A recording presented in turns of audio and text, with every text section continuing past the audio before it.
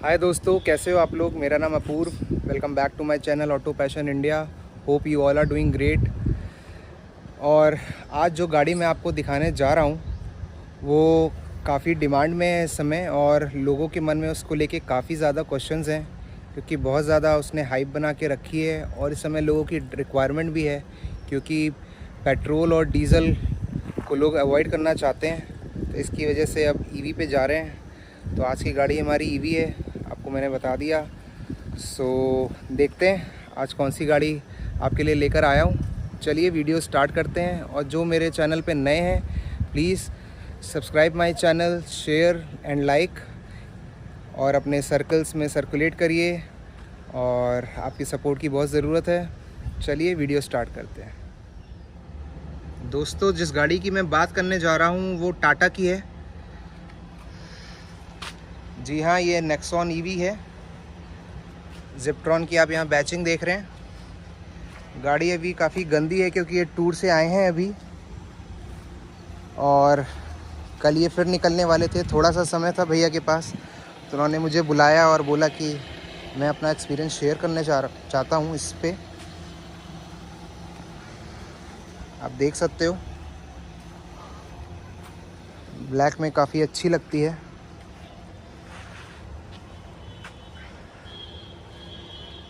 चलिए गाड़ी के अंदर चलता हूँ और आपको इसके ओनर से मिलाता हूँ।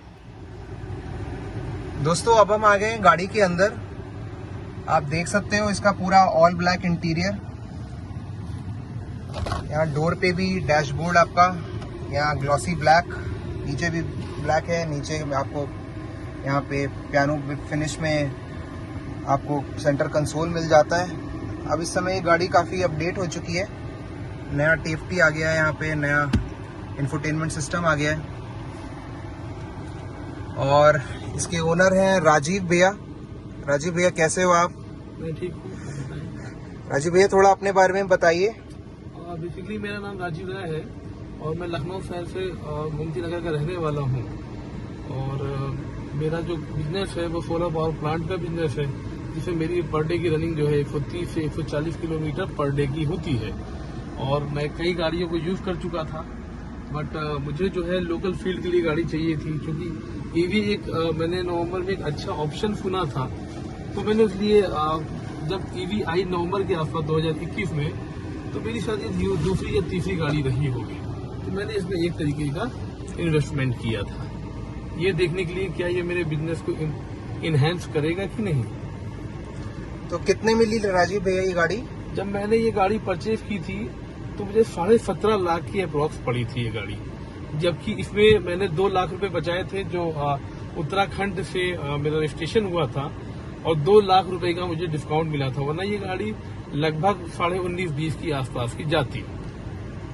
तो राजीव भैया, कितना ड्राइव कर चुके हो आप ये? मैंने 1.5 साल में लगभग 51,212 किलोमीटर रनिंग की है। दोस्तों, आप देख सकते हैं, आपको दिखाने की कोशिश करता हूँ। 51,212 किलोमीटर टोटल ड्रिवन है ये गाड़ी।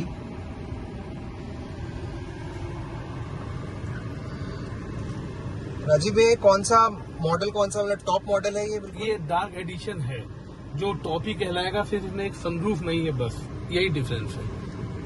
अब सनरूफ आ गया है इसमें। अब सनरूफ आ गया है, और गवर्नमेंट चूंकि मार्च से अनाउंस की थी कि ईवी व्हीकल्स को काफी प्रमोट कर रहे हैं, जी, और 1 लाख की सब्सिडी दे रहे हैं, तो हो सकता है इस टाइम रेट गिरा हो। जी। और किलोमीटर की बात बढ़ाई गई है। 28 किलोवाट की बैटरी थी तब, अब शायद 32 किलोवाट की बैटरी आ गई है। पहले 332 किलोमीटर की बात की गई हम जब मैंने लिया, और आज की डेट में 450 किलोमीटर की रनिंग वो लोग बता रहे कि होगी। बट करंट सिनारियो में चूंकि गाड़ी में काफी इम्प्रूवमेंट आ रहे हैं, और आज की डेट में भी मैं अगर कहूं तो इस ईवी का ऑप्शन लेडीज के पास तो नहीं हो सकता है, क्योंकि इसको और भी इनहेंस करने की जरूरत है। चूंकि मेरी गाड़ी मेरी पर डे की रनिंग 140 से 150 किलोमीटर पर डे है। उस कंडीशन में अगर आप डेली गाड़ी चलाते हो तभी निकाल पाओगे। अगर गाड़ी आपने परचेज कर ली और खड़ी कर दिए हैं तो फिर उसका कोई फायदा नहीं है। दूसरे करंट सिनारियों में हम कहें कि गाड़ी के क्या फायदे क्या नुकसान हुए हैं, तो फायदे तो मैं आपको लाखों बता सकता हूँ और नुकसान भी लाखों बता सकता हूँ। यानी इक्वल बैलेंस में चल रहा है मामला।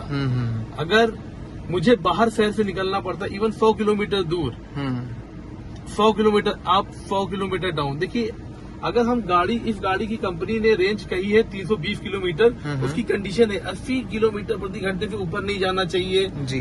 स्पीड में आपको क्लच नहीं लेना चाहिए, धीरे धीरे ड्राइव इन करना चाहिए जी। ऐसी कंडीशन है। पीछे से ऑडी वाले आ रहे हैं, फॉर्च्यूनर वाले आ रहे हैं, वो कहते हैं ये साइकिल चला रहे हो क्या, थोड़ा और तेज चलाओ। सही तो मुझे बात है। तेज चलाना पड़ता है जी। तेज चलाना पड़ता है, तो इसका पावर बहुत तेज है, बहुत तेज। पिकअप तो इतना अच्छा है कि जिसकी मतलब हम बात करें तो स्कॉर्पियो मेरे ख्याल से इससे आगे नहीं निकल सकती है जी।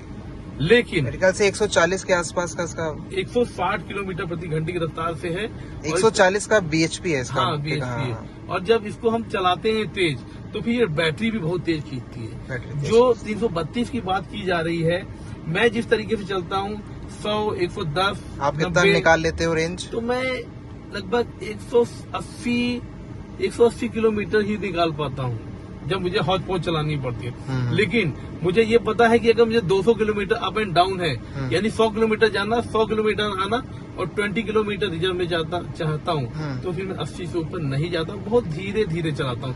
मतलब एक पैडल क्लच पे पैर रखा वो स्मूथली चली जा रही है, कोई भी मुझे कुछ चेंजेस नहीं करने, कांस्टेंट स्पीड पे। तो ये एक गाड़ी चलाने का फॉर्मूला नहीं होता है। गाड़ी का फॉर्मूला होता है सीधे speed, slow, drive and fast and take.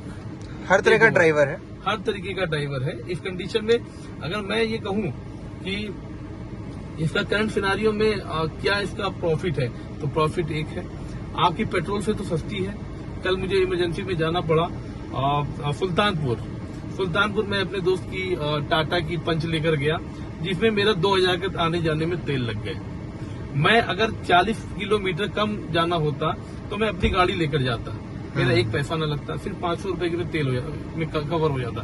क्योंकि इस गाड़ी को चार्ज करने के लिए लगभग 28 यूनिट की बैटरी चाहिए और 550 रुपए उसका कमर्शियल में चार्जिंग पॉइंट है, वे एक्सपेंस आता है। सबसे बड़ी बात है, बहुत लोग ये बताते ही नहीं है कि जो एप्लीकेशन दी गई है जी, एक इस गाड़ी को चार्ज करने के लिए जो एप्लीकेशन दी गई है, उस एप्लीकेशन में 18% GST है।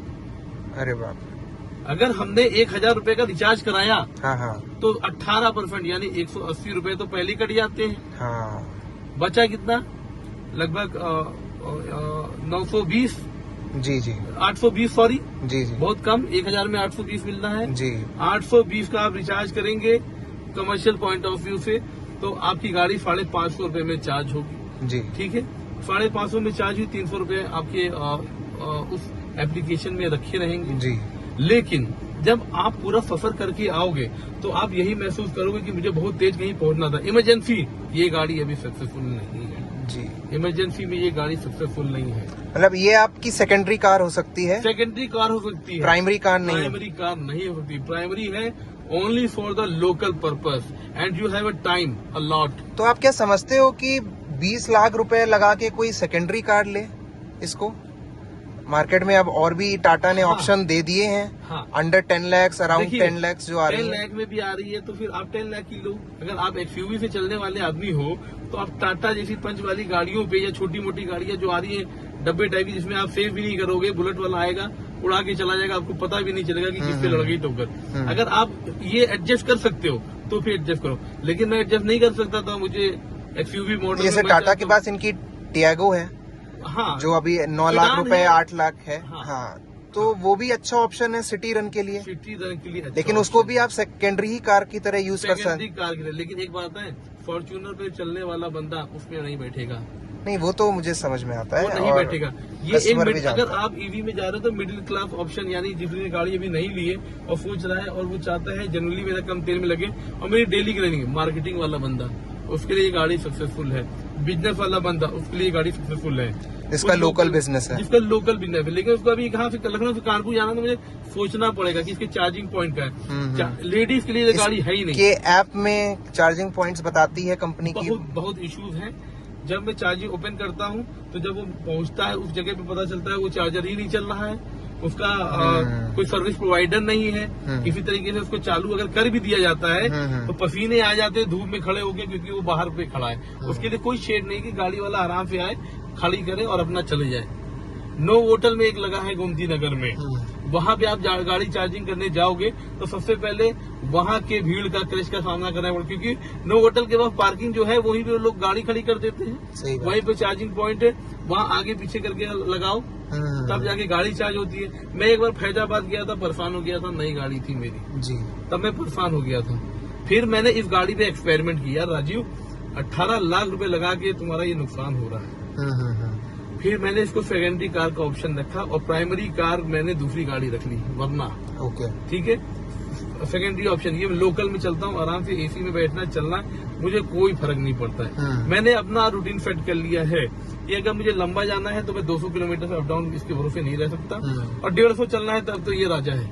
सही है, 150 किलोमीटर चलना है, अब हवा की चलना है तो बढ़िया लोकल में चलिए। अगर आप लोकल में 150 किलोमीटर चलते हैं तो एक छोटी सी गाड़ी भी ले ले तो उसका मेरे ख्याल में 1500 का तेल लग जाएगा, लेकिन वो 150 किलोमीटर आपका फिर 400 रुपए में हो जाएगा, 500 रुपए में हो जाएगा, क्योंकि उसमें कुछ बैटरी बचेंगी। और उसके लिए बेस्ट है।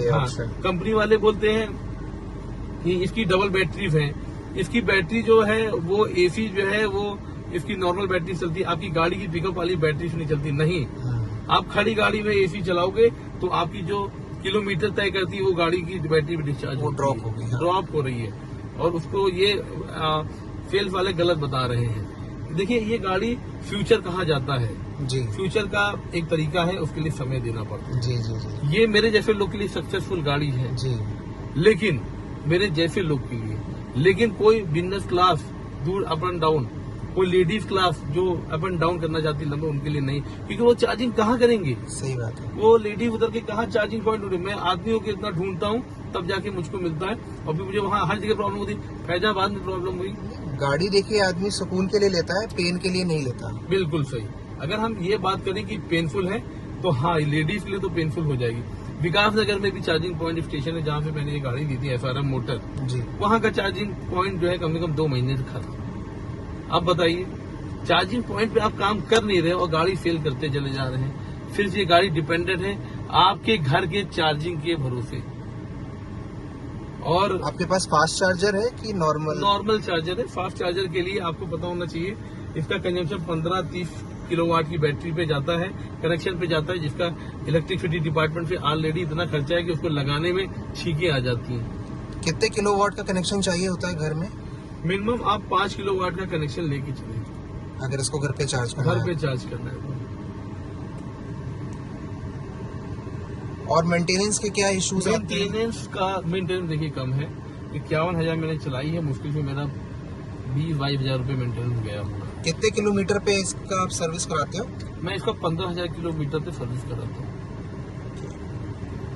15,000 किलोमीटर पे सर्विस कराता हूँ और नियम से कराता हूँ। इसमें खाली कूलेंट चेंज होता है, और अगर यही गाड़ी देखिए, चूंकि सब कुछ टाटा नेक्सॉन की मजबूत है, सब कुछ अच्छा है, इस वजह से इसका रेट थोड़ा सा महंगा है जी। इसकी रेट को और कम किया जाना चाहिए। जो गाड़ी आप टाटा, बैटरी का भी शायद, मैंने तो अभी तो बैटरी की बात ही नहीं करूंगा। आप ये बताइए, मैं ये गाड़ी जब मैंने 18 की ली, आज ये गाड़ी 16 की मिल रही है, ठीक है, तो इसका रिसेल वैल्यू तो जरा पता कीजिए। 16 लाख के बाद अगर आप बेचना चाहें 50,000, मैं आज बेचना चाहूँ कि भाई मुझे पसंद नहीं आ रही है, तो इसकी वैल्यू नहीं मिल पाएगी आपको। पेट्रोल डीजल की तुरंत दिख जाएगी, सही बात। इसकी रिसेल वैल्यू कहाँ है? कंपनी वाले अगर अपडेट कर रहे हैं तो उनको खुद ये होना चाहिए कि जो बंदा अपनी गाड़ी बदलना चाहता हो, वो कंपनी इसको सही रेट पे लेके एक्सचेंज करके एडवांस इनहेंसमेंट वाली जो गाड़ी आई है उसको दें। वरना अगर मैं इसको लेके बंद चुका हूँ, जो ऑलरेडी कस्टमर है उनके ईवी के, उनको प्रेफरेंस मिलना चाहिए। जब मैंने ये गाड़ी ली तो मेरी ये लखनऊ में शायद दूसरी या तीसरी गाड़ी थी, और आज की डेट में शायद 150 या 200 गाड़ी रही होंगी जी जी जी। धीरे धीरे गाड़ी बढ़ रही है, लेकिन गाड़ी खरीदने वालों से पूछिए कि उनसे कितना पेनफुल हो चुका है। इस गाड़ी को सर्वाइव करने का एक ही तरीका है कि एक बिजनेस वाला आदमी इसको डेली चलाए।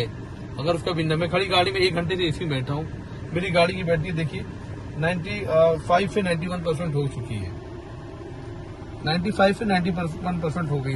मेरे लिए सुकून है कि भाई चलो ठीक है। यहाँ ऊपर आप देख सकते हो 91% दिखा रहा है। अभी भी मैं इसमें अगर चलना चाहूँ तो बहुत आराम से चलना चाहूँ। अब देखिए, अगर इस गाड़ी के खाद देखिए, सुपर फास्ट लगाइए तो जरा, ये अगर मैंने इसको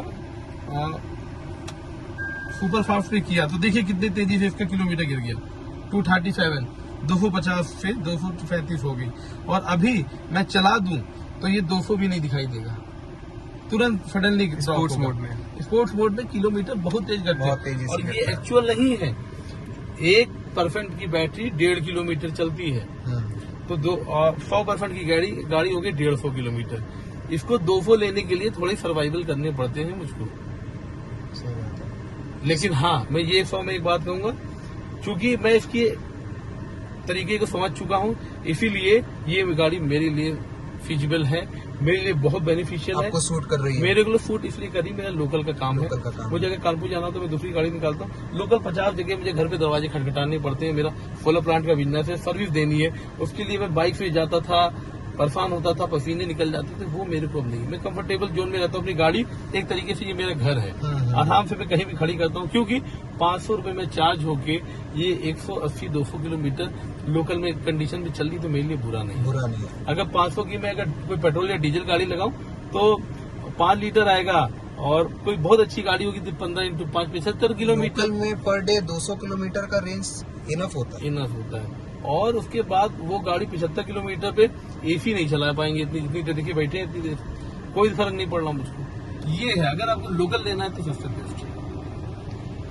इसका कोई ड्राइविंग एक्सपीरियंस बताइए अपना, कि आपको कुछ क्या अच्छा लगता है, मतलब कंफर्टेबल है? हाँ, चलाने में मजा आता है इसको? हाँ, चलाने में मजा आता है। साउंडलेस गाड़ी है तो किसी के पास निकलो तो उसको पता भी नहीं चलता कि बगल से गाड़ी निकल गई है। इस कंडीशन में आपके थोड़े सडनली एक्सीडेंट होने के भी चांसेस हैं, बिल्कुल। इसलिए आपको हॉर्न मार के चलना पड़ेगा। और टाटा वालों को तो ये चाहिए कि भाई अगर आप अपनी मार्केट में नई गाड़ी कोई लाए हैं और इनहेंस करें तो मेरी गाड़ी रिवर्ट कर लीजिए। मैंने इसके 17-17.5 लाख रुपए गिने हैं, मेरा 3-4 लाख रुपए काट के मुझे नई गाड़ी इनहेंस वाली मॉडल दे दीजिए। बैटरी पैक का कितना वारंटी कंपनी क्लेम करती है? 8 साल की वारंटी क्लेम की है। और 8 साल के बाद क्या करेगा बंदा? और 1,60,000 किलोमीटर। अब तो ये आए दिन आप भी पेपर में पढ़ते होंगे कि 8 साल बाद गाड़ी की बैटरी चेंज करनी पड़ती है, 4 लाख रुपए खर्चा होते हैं। अब ये तो उन लोग के लिए बहुत घाटे का सौदा हुआ जिन लोगों ने, जिन्होंने अगर 8 साल नहीं चलाई गाड़ी और बीच में बेची, तो उसने मतलब कि जो परचेज करेगा उसकी भी लाइफ कम हो जाएगी बैटरी की तब तक। हाँ, तो उसका नुकसान नहीं हो रहा है उसमें? दोनों पार्टीज का नुकसान नहीं हो रहा है? दोनों पार्टी का नुकसान हो रहा है, क्योंकि अगर मान लीजिए आपने 8 साल के लिए गाड़ी रखी, आपने 1 लाख किलोमीटर चलाई 5 साल में और आपने बेच दी गाड़ी, तो जिस बंदे को बेची आपने, अब उसके पास बैटरी का सिर्फ 60 किलोमीटर 60,000 किलोमीटर का ही बचा है। तो वही रेट वो देगा ना, फिर वो वही रेट देगा। और 8 साल बाद, और आपने तो 17-18 लाख रुपए की खरीदी। जी हाँ, अब यही बात मैं कह रहा हूँ कि दोनों को नुकसान हुआ। अब ये मान के चलिए 1,60,000, क्योंकि भाई अगर उसने 60% बैटरी यूज कर ली है और 40% बेच रहा है, तो 40% वाला क्या वैल्यू दे रहा है, और 60% जिसने यूज कर लिया वो कितने में दे रहा है? दोनों ही लोगों का, जिसने ओनर है वो नुकसान में है, और जो बायर है 40% पे, उसके साथ क्या होगा पता नहीं। अभी इस गाड़ी की बैटरी का दाम 4 लाख 5 लाख सुनाई देता है। टाटा वालों को तो ये पता चली इतने में तो गाड़ी आदमी ले लेगा, कहा इतना लगाया, फिर आखिरी में 8 साल बाद तो उसका जीरो हो गया, जितना उसने बचाया। 8 साल बाद यही जो इनकी टियागो आ रही है 7-8 लाख की, इसका प्राइस भी रिड्यूस होगा, क्योंकि डे बाय डे एडवांसमेंट हो रहे हैं इस लाइन में, और ईवी और अच्छी आ रही है और ब्रांड्स भी लॉन्च कर रहे हैं। तो उस समय तक अगर कोई 5 लाख रुपए की ईवी आ जाती है 8 साल में, तो हम इसमें 5 लाख रुपए दोबारा इन्वेस्ट करके वही गाड़ी क्यों यूज करेंगे? हम इससे ज्यादा एडवांस गाड़ी यूज करेंगे। 100%। इसीलिए जब मुझे ये लगेगा कि भाई मेरी गाड़ी की वैल्यू खत्म हो चुकी है, तो मैं बैटरी खत्म हो गई, तो मैं फिर देखूंगा 5-6 लाख की कोई, या तो आप कभी इस गाड़ी को बदल ही नहीं पाएंगे। आप इसी में 4 लाख रुपए फिर लगा के आपने इसमें बैटरी डलवाई। गाड़ी को अगर बेचने जाऊँ तो सीधे तो नॉर्मल पेट्रोल डीजल गाड़ी, और जब आप इसमें 4 लाख रुपए लगा दोगे तो आप तब भी इसे नहीं बेचोगे। देखिए, अभी ये चर्चा का विषय है कि टाटा वाले इसकी बैटरी के संबंध में क्या कहते हैं। उन्होंने इस बात को छुपा के रखा है। टाटा वाले कभी खुल के सामने नहीं आए हैं। उन्होंने ये नहीं कहा है कि भाई साहब बैटरी इतने की नहीं आती है, या आपकी बैटरी 1,60,000 किलोमीटर चलने के बाद मेंटेनेंस मांगती है, कूड़ा नहीं हो जाती है।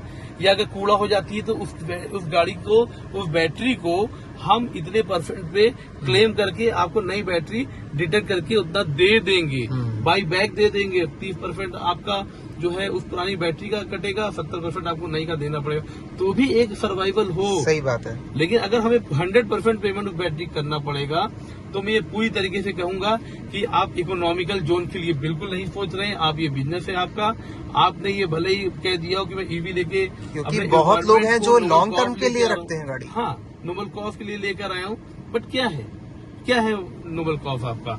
अगर एक आदमी 18 लाख रुपए लगा के परेशान हो रहा है तो टाटा जो कि मैन्युफैक्चरर है उसको ये देखना चाहिए कि कस्टमर को हैप्पी करने के लिए अगर नोबल कॉज आप सोच रहे हैं क्या करना चाहिए। मैं अगर हूँ, मैं अपनी गाड़ी बेचना चाहता हूँ, मैं चाहता हूँ आपकी 400 वाली रेंज लूं, तो इस गाड़ी का एक सही वैल्यू देके आप अपने प्लांट में वापस ले जाइए, इसको और इनहेंस करा के वापस ले आइए। आपको बैटरी बैकअप भी तो चेंज करना है, फिर मैं नहीं यूज करूँ, फिर आ जाए मैं फिर इंटरचेंज कर दूं। लेकिन अब इस 18 लाख की गाड़ी के दाम आप 10 लाख रुपए देंगे एक साल में, तो ये तो गलत बात होगी ना मेरे लिए। बिल्कुल।